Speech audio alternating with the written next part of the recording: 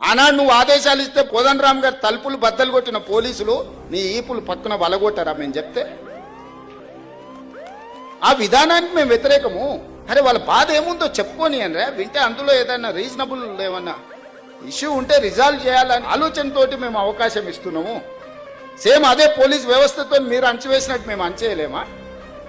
మాకు తెలియదా? ఆ మాత్రం తెలివి లేకుంటేనే 20 ఏళ్ళ అపోజిషన్లో ZPTC, MLA, MLC, MP, party president, ముఖ్యమంత్రి అయిన 20 ఏళ్ళు ఏం తెలియకుంటేనే ఇంత దూరం వచ్చినా మీరు అవకాశం ఇచ్చారా?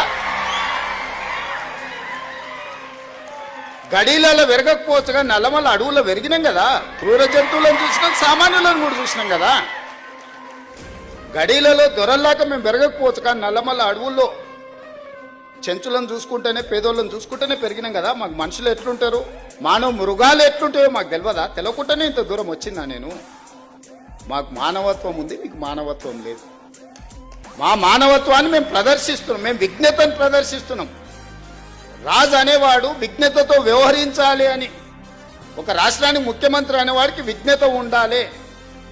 ఆ విజ్ఞతను నేను ప్రదర్శిస్తున్నా. మీరు ఆ విజ్ఞత లేకుండా వ్యవహరించారు కాబట్టి ఈరోజు బయటకు రాలేని పరిస్థితుల్లో మీరు ఫామ్ హౌస్లో పడుకోవాల్సిన పరిస్థితి.